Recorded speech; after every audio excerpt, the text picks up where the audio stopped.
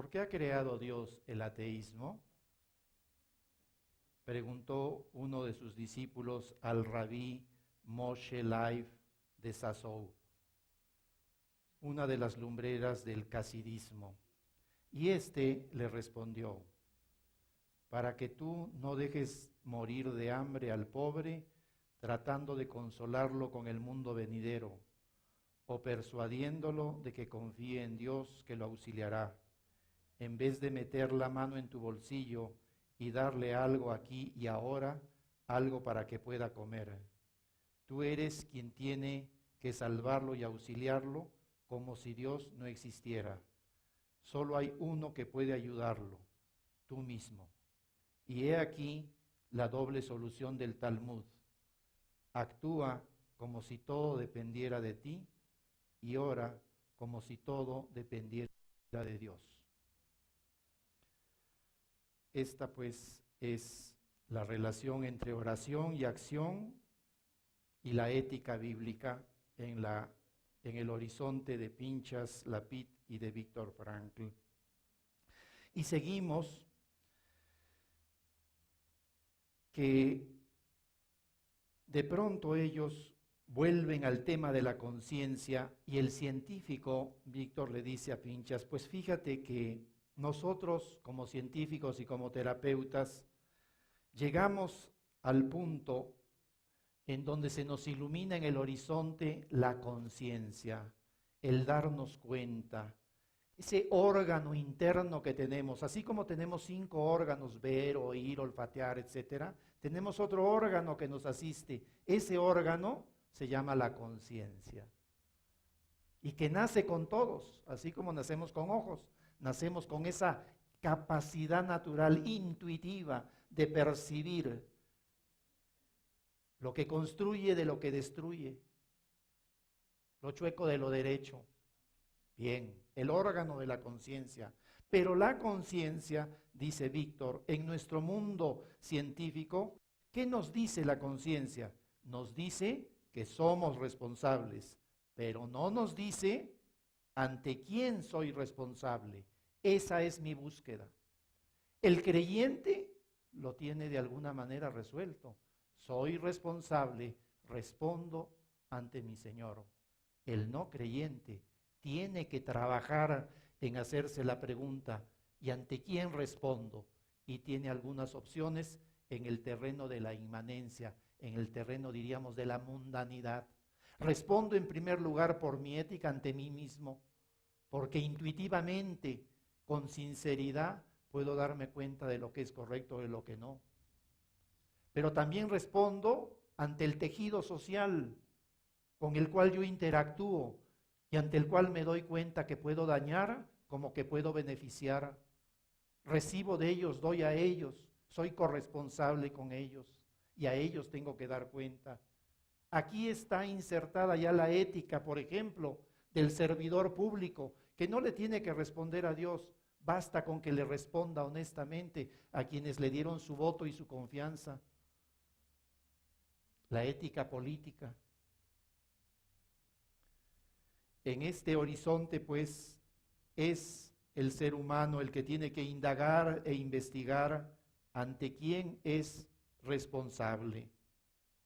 Por tanto, podría decir, y así lo afirma Víctor ante su amigo, la conciencia, ese órgano de la conciencia, es la penúltima instancia, no es la última, porque la conciencia te dice que eres responsable.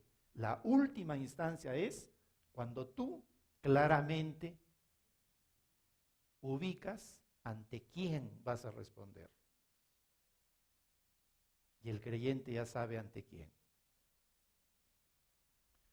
Vuelven a su experiencia del cautiverio y dice, como una vez más, siento el eco de Buber, dice Pinchas Lapid, este gran filósofo y teólogo judío, siento el eco de Buber que decía, no me interesa tanto la existencia de Dios, sino el ser tú de Dios. ¿Qué quiere decir eso? Que Dios no es Dios, Dios es el tú dialogante con el que yo me relaciono. Esa es la perspectiva judaica de Buber, familiar y querido para ambos. Y cuando vuelven a su experiencia del cautiverio y al tocar el tema del sufrimiento, Víctor y Pinchas Lapid intercambian y Pinchas Lapid le dice: sí, Víctor, el sufrimiento finalmente se nos presentó como una llama tenue. Si la llama es tenue, se apaga. Si la llama es fuerte, vive. ¿Y a qué se referían? Que la más alta realización en los campos y en el cautiverio la descubrieron ellos como en y a través de pasar por el sufrimiento. Esa llama tenue que se fortalece en la medida en que nosotros no nos preguntamos por qué del sufrimiento, sino para qué del sufrimiento.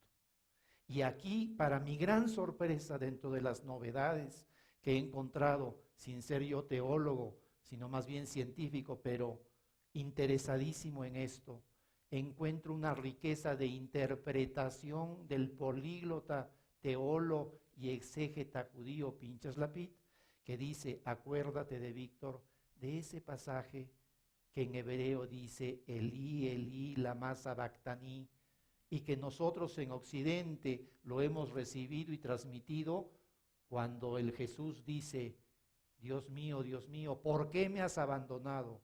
Cuando de veras en el hebreo quiere decir: Dios mío, ¿para qué me estás dando este sufrimiento? No es un por qué, no es una queja, es un para qué. Y esto es precisamente lo que el logoterapeuta y el científico puede acompañar y ayudar a la gente. No tenemos una respuesta del por qué. Nos estrellamos como ante la roca. Lo que sí está en el ámbito del terapeuta es: indaga dentro de ti, ¿para qué te puede servir este sufrimiento? ¿Qué puede depurar este sufrimiento? ¿Qué respuesta puede brotar de ti? Amigos, y este diálogo de hace 26 años, ¿no creerán ustedes que es pertinente en nuestro México fracturado de 2011, cuando nosotros nos hacemos la misma pregunta? ¿Por qué? ¿Por qué tanta violencia? ¿Por qué tanta carnicería despiadada? Y quizá tengamos que hacer una pausa y un silencio y entrar a la pregunta del ¿para qué de todo esto? Y entonces comenzaremos a generar otro tipo de respuesta, otro tipo de actitud.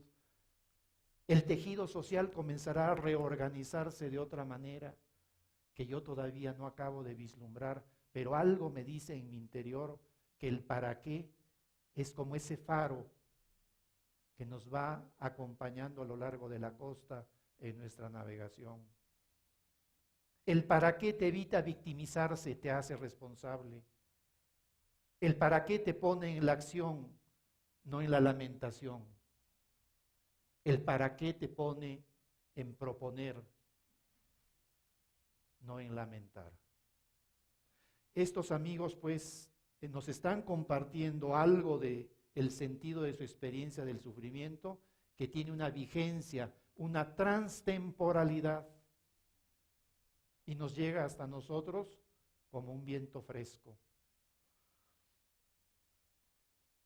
Y por otro lado, la coincidencia en donde Pinchas Lapid le dice a Víctor: en mi diálogo con los cristianos he encontrado que en el origen mismo del cristianismo y del judaísmo está el sufrimiento, la persecución y el ser errantes, y es ese terreno fértil del sufrimiento, que para unos es noche y sin sentido, el que nos tiene que seguir haciendo la pregunta: ¿para qué y qué quieres hacer con él? Así pues, en esta visión estereoscópica de que son dos ojos que ven, pero una sola imagen que queda unificada y plena, llegan el científico y el teólogo a esto y dicen: qué interesante que a veces la historia humana nos muestra que la fe sola lleva al fanatismo y la ciencia sola lleva al delirio de grandeza. Pero cuando se juntan antes lo uno y lo otro, y el no solo, sino también la imagen de un hombre pleno y nuevo. Y aquí hay una urgencia de vivir.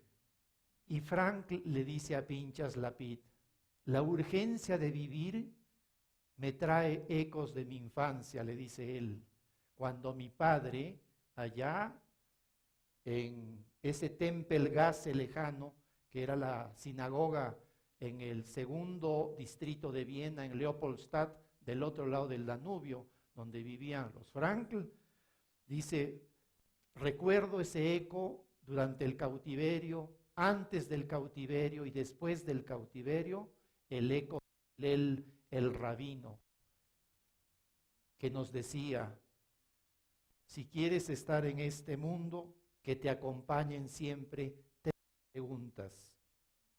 Ante lo que se te presente en tu vida, ante lo que tú tengas que hacer y responder. Y la primera pregunta es, si no lo hago yo, ¿quién lo va a hacer? Segunda pregunta, si no lo hago ahora, ¿cuándo lo haré? Y la tercera, si no lo hago por amor a mí mismo y a los demás, ¿quién podrá amarnos más? Así pues, creo que estas preguntas antiguas y resonantes de Hillel apelan a ese sentido de responsabilidad.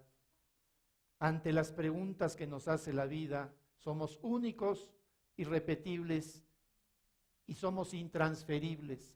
A nadie le podemos transferir la urgencia de nuestras respuestas. A nadie le podemos transferir que esa respuesta se tiene que dar en este momento. Y a nadie le podemos transferir que la intencionalidad está en nosotros.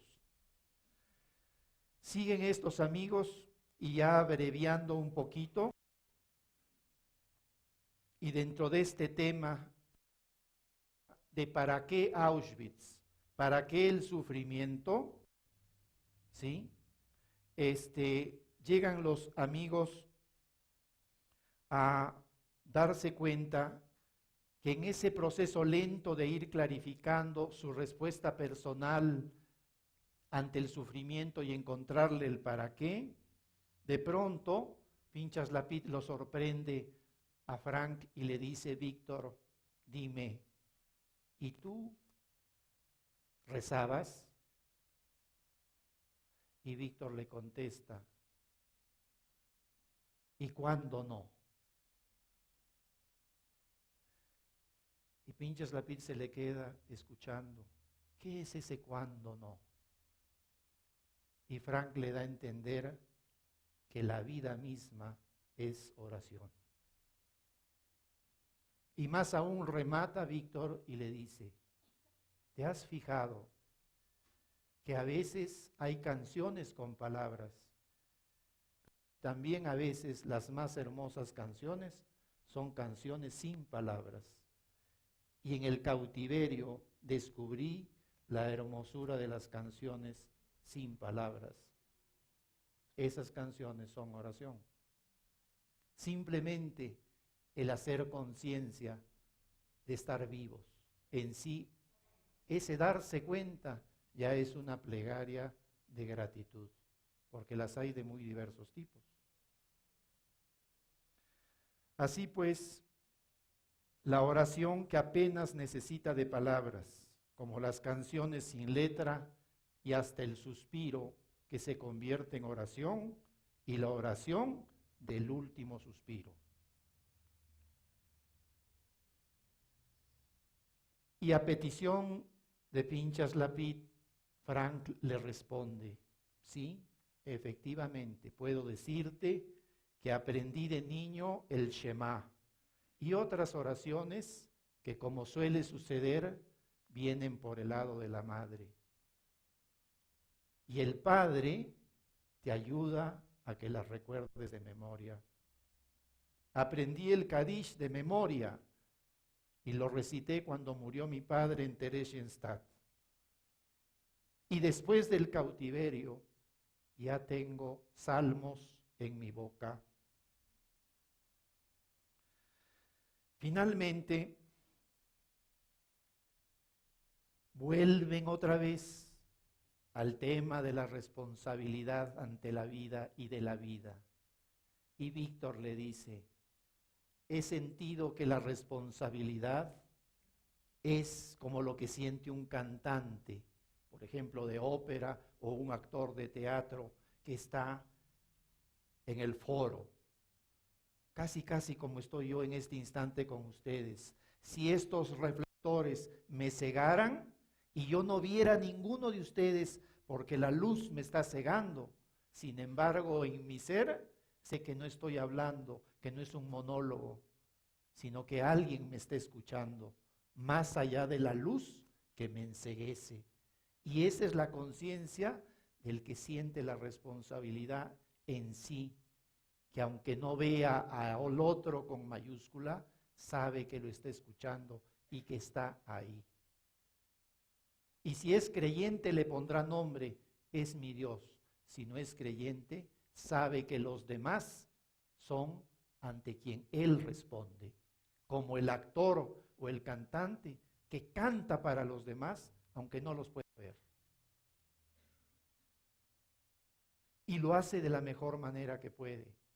Y además ahí viene otro tema que nos llevaría tiempo desarrollar, que es el tema a veces complicado de esperar la recompensa, de esperar el reconocimiento, de esperar la gratitud.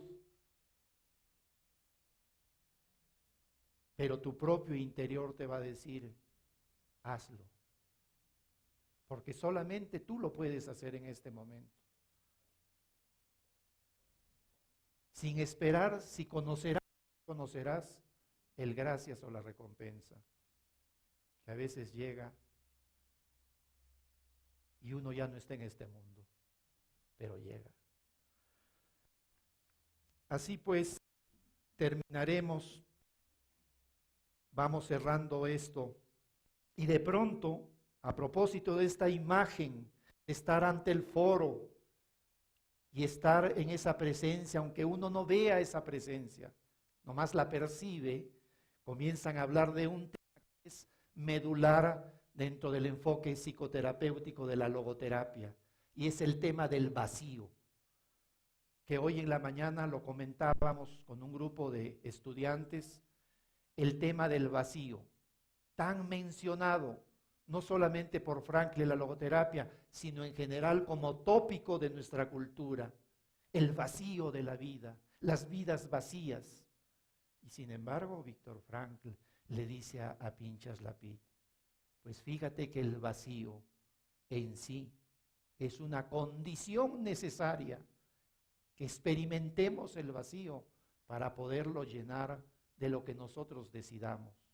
Este vaso hace unos minutos estaba vacío y la utilidad de ser vacío es para que yo les pueda decir en este momento salud y aliviar la garganta, porque el que toca y el que canta se le seca la garganta. Es la utilidad del vacío. Entonces no tengamos miedo, queridos amigos, dice Víctor y Pinchas Lapid, no tengamos miedo de sentir el vacío, es la oportunidad de que llenes tu vida. Pero ahí está la responsabilidad, ¿con qué quiero llenar mi vida? ¿Con qué quiero llenar mi vida? ¿Y qué pasa? En la medida en que somos niños, en la medida que somos adolescentes, en la medida que somos inmaduros o que andamos norteados y perdidos, en nuestra confusión llenamos ese vacío de cháchara. De cháchara. Y precisamente cuando hablamos del hombre en busca de sentido, no es más que decir con otras palabras, el hombre en busca del vacío que quiere llenar. Y ahí está. ¿Y de qué lo vamos a llenar? De trascendencia, de descubrir que estamos diseñados como el ojo para ver, la mano para dar, la espada para cortar.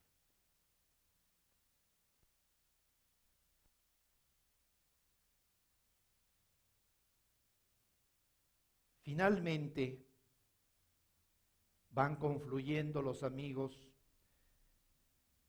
y Pinchas Lapid le comparte a Víctor una experiencia conmovedora y hermosa. Y le dice, mira Víctor, cuando pasaron 10 años y terminó la guerra, allá a finales del 45, comienzos del 46, estaba de cónsul en Milán.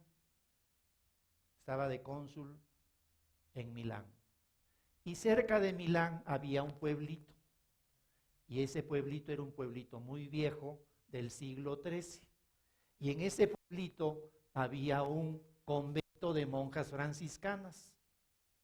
Y estando pues a 10 años de haber terminado la guerra, estaríamos hablando de 1956.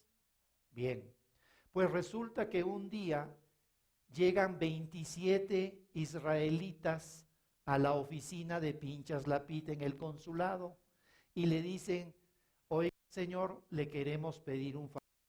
Hemos venido de diversas partes de Europa y nos hemos carteado y somos 27 sobrevivientes de la guerra, ¿sí?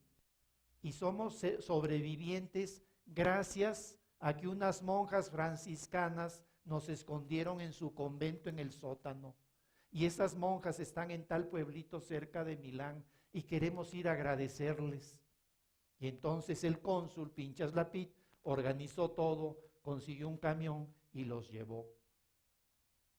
Y llegaron ahí, tomaron fotos, cantaron, leyeron la Biblia, hicieron un festejo, bocadillos, se abrazaron, se besaron del encuentro, saludaron a las monjitas y de pronto sale la monjita más vieja, que era la superiora y que era superiora desde hacía más de 10 años, o sea que había estado en tiempo de la guerra como superiora ahí.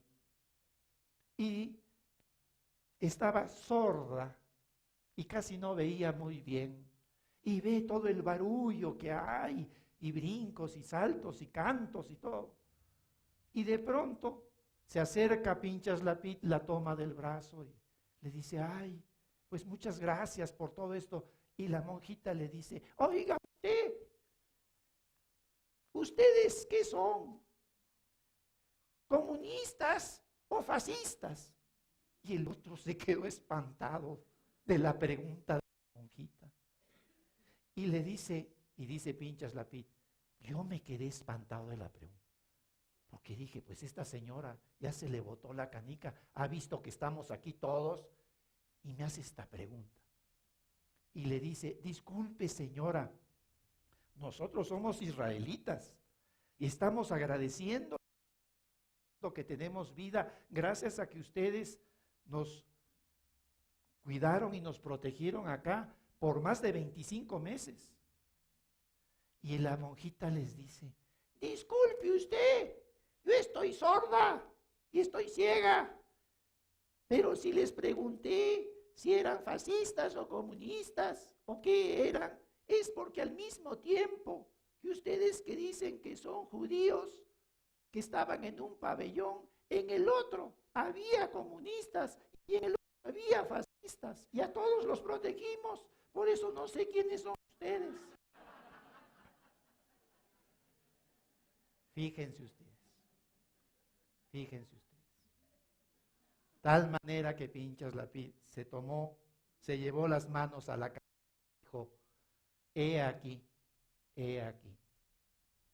esa capacidad de brindar y abrir las puertas del corazón y de la casa a quien quiera que fuera.